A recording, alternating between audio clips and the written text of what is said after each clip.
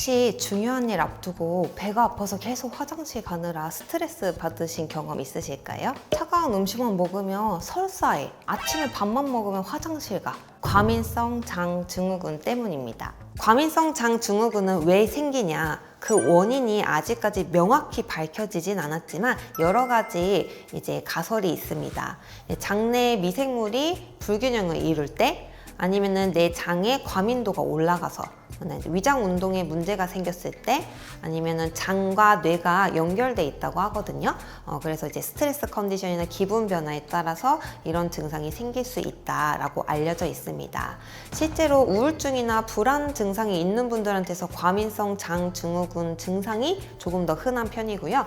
변비가 주 증상인 분, 설사가 주 증상인 분, 혹은 이 설사와 변비가 서로 왔다 갔다 하는 혼합형인 분, 없던 변비가 갑자기 뿅 생겼다던가, 변이 가늘어졌다던가, 대변 볼 때 콧물 같은 점액이 좀 섞여 나온다던가, 부글부글 끓고 팽만감, 이런 소리, 과민해진 장, 이런 것 자체도 과민성 장 증후군이기 때문에 병력 청취를 해서 필요에 따라서 위험 요인들이 있는 분들은 검사를 하게 되고요. 다른 검사에서 이상이 없다면 안심하시고 내 불편 증상에 따라서 약물 치료를 하시면 되겠습니다.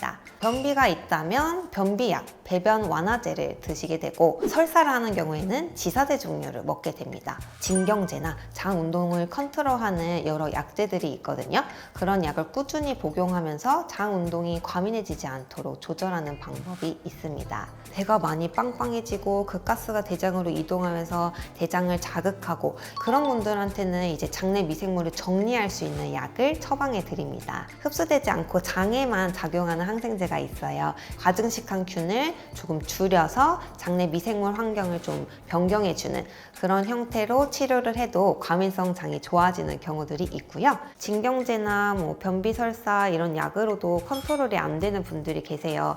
그래서 그럴 경우에는 스트레스 컨디션일 때 주로 악화되는 분들이 많아서 제가 항우울제를 좀 드셔보는 게 어떨까요? 라고 권유해 드리는데 좀 거부감이 있긴 하시더라고요. 우울증 목적으로 쓰는 게 아니고 장 운동을 원활하게 하려고 쓰는 거예요. 그래서 그 부분에 대해서는 너무 걱정 안 하셨으면 좋겠습니다. 이런 분들도 있어요. 장염에 걸렸어요. 그 이후로 계속 설사해요. 혹은 그 이후로 계속 배가 아파요. 이렇게 호소하시는 분들도 있어요. 선행되는 장염도 과민성 장을 유발할 수 있거든요.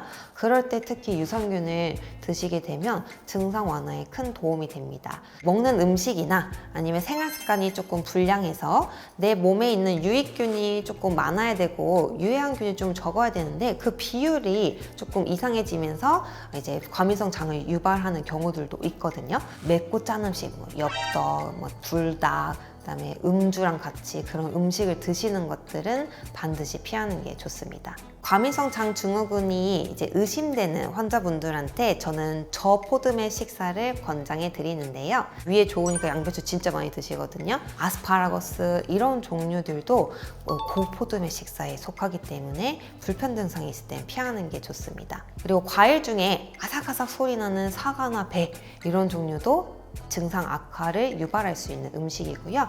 액상 과당이 많이 첨가된 가공식품류들, 그래서 콜라, 사이다, 그다음에 요즘에 제로 열풍이잖아요. 제로 음료에 들어있는 성분들도 과민성 장을 더 악화시킬 수 있기 때문에 피하는 게 좋습니다.